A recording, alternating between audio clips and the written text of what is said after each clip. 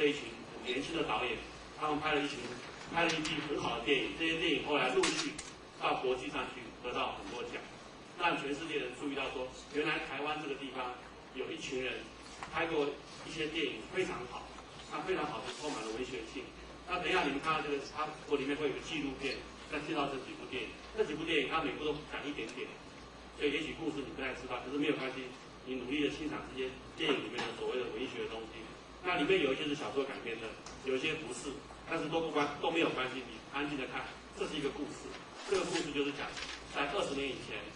有一场革命，台湾有一场电影革命，是来自于文学的革命。这个文学革命就是有一群文学家跟导演加入了台湾电影工作，使得台湾电影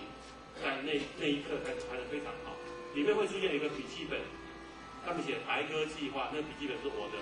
所以各位看到这个笔记本上面。